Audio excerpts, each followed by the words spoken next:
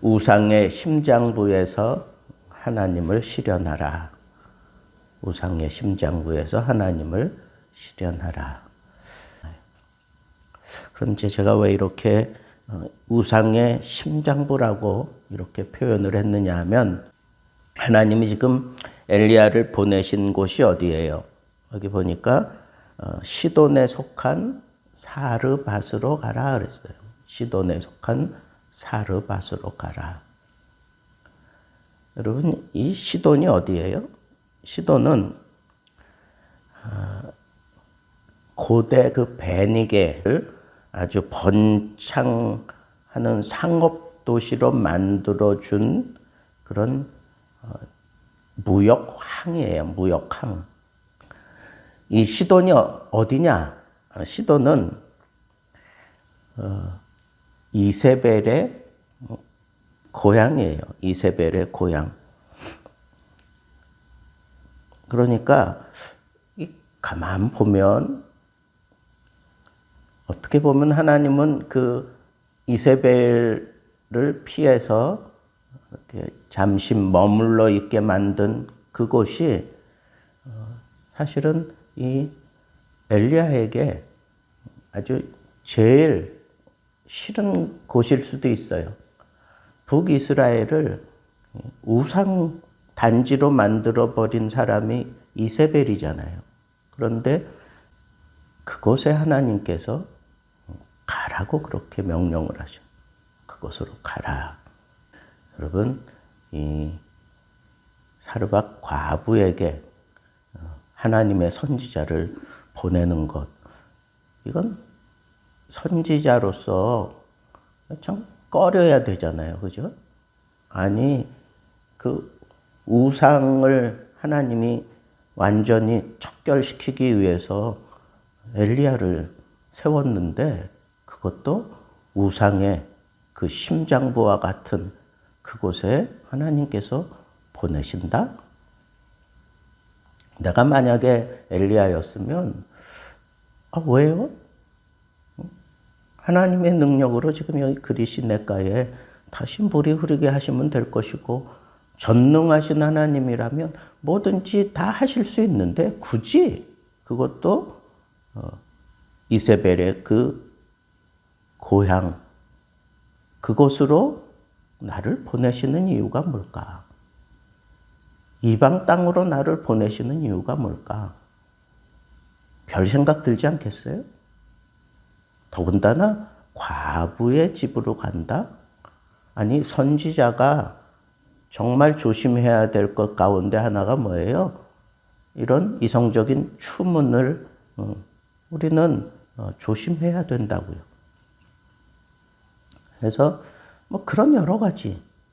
그런데 거기 하나님께서 보내실 때 분명하게 얘기하셨어요. 뭐라 그랬냐면, 너는 시돈에 속한 사르밧으로 가서 거기 머물라. 내가 그곳 과부에게 명령하여 내게 음식을 주게 하였느니라 그랬어요.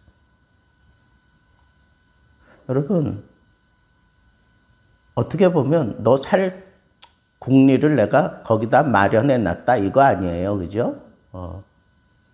그러니까 가라 그랬어요.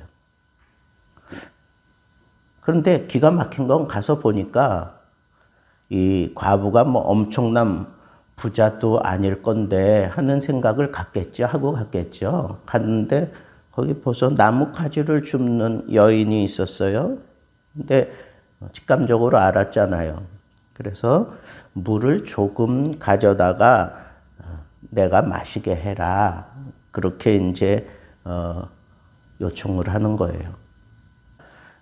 근데 그가 가지러 갈 때에 엘리야가 그를 불러서 요청을 해요. 왜냐하면 너로 하여금 떡을 주워 먹게 하겠다. 그렇게 하나님이 분명히 말씀하셨으니까 내 손에 떡 한 조각을 내게로 가져와라.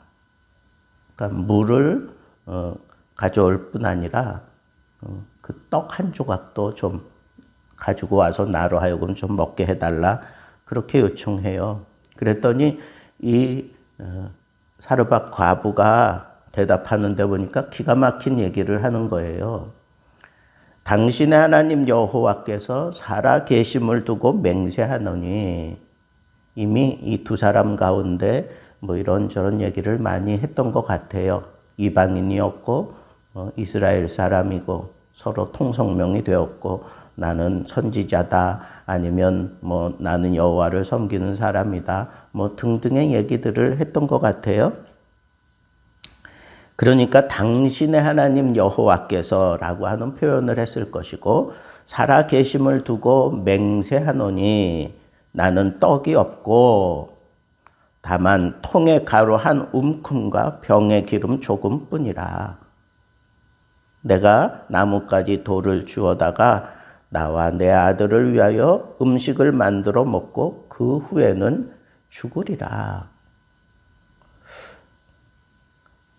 아니 하나님께서 이 과부에게 그렇게 떡으로 공개하게 하시겠다. 그 얘기는 이미 이 여인에게 하나님이 그렇게 말씀하셨을 수도 있잖아요. 그래서 당신의 하나님이라는 표현을 했을 수도 있을 거예요. 그런데 지금 팩트는 뭐예요?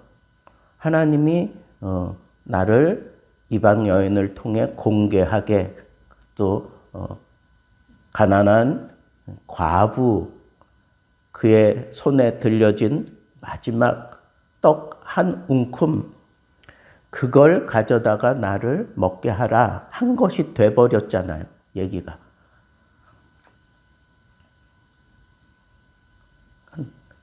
엘리야도 기가 막힌 노릇이고 이 사르밧 과부도 이게 참 기가 막힌 노릇이에요. 그렇잖아요.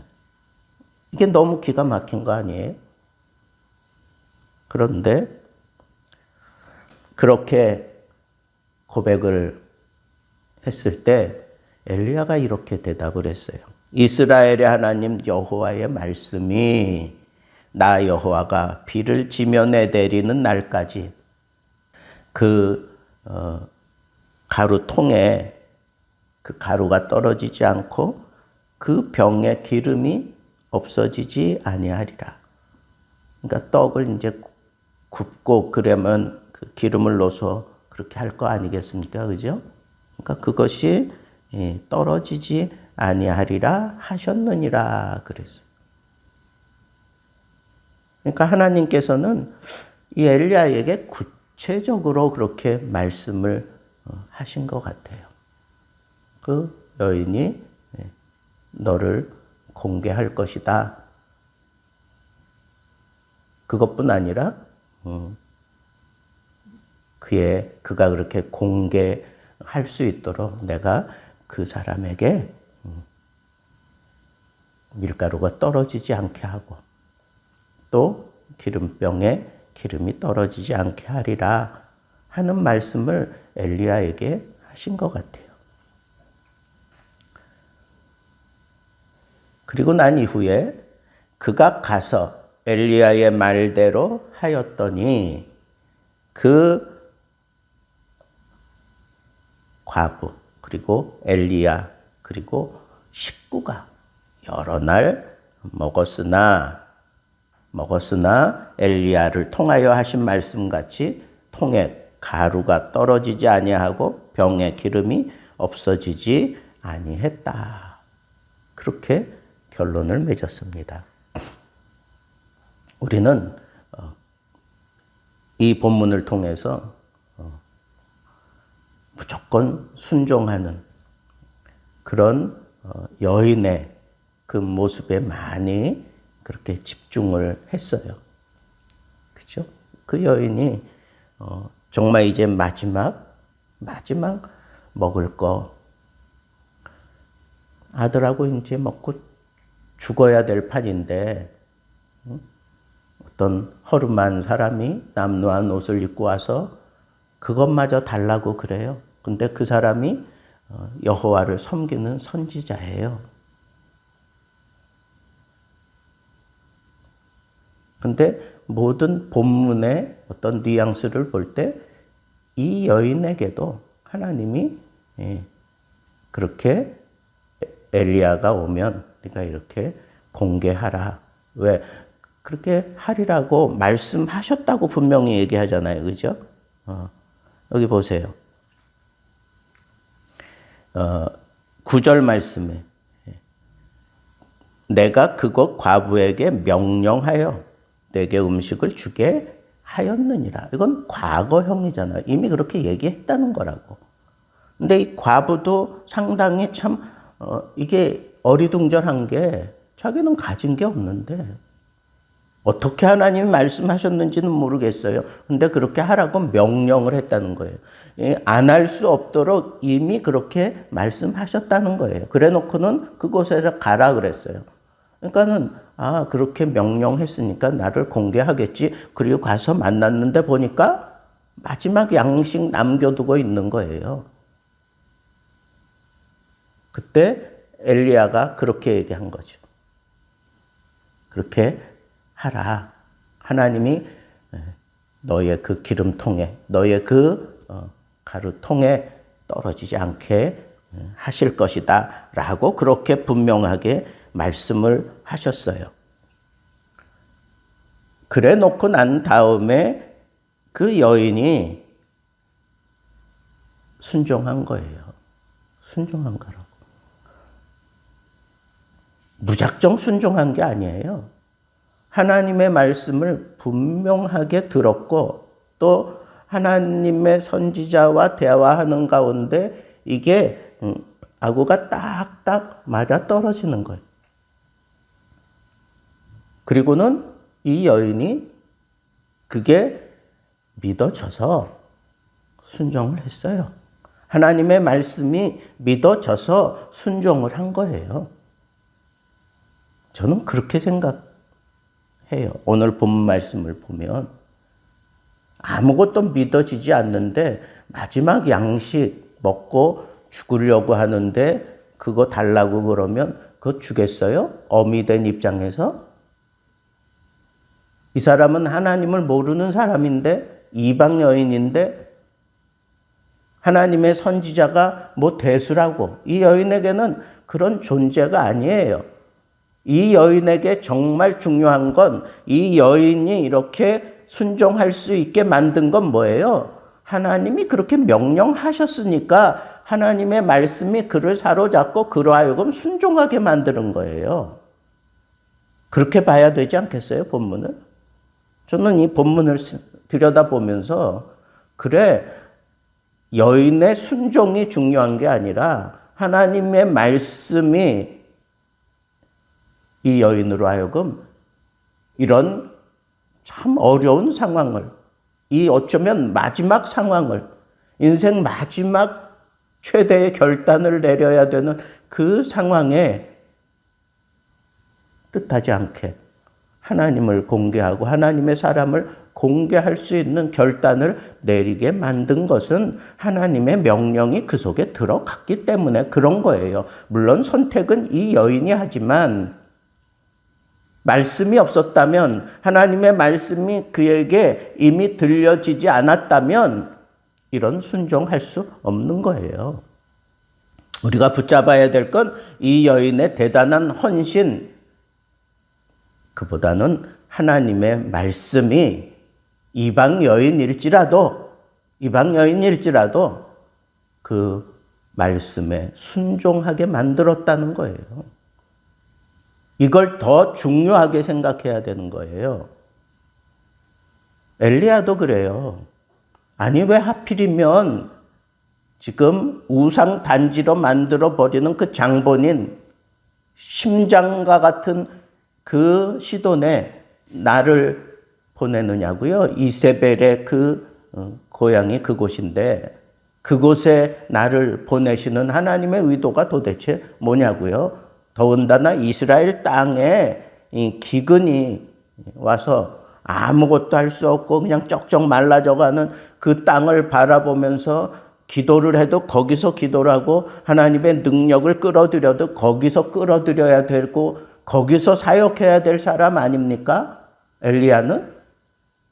그런데 비가 그쳤다고 기근이 그렇게 심각하게 쏟아진다고 내가 그곳을 떠나 다른 곳으로 가야 되겠느냐고요.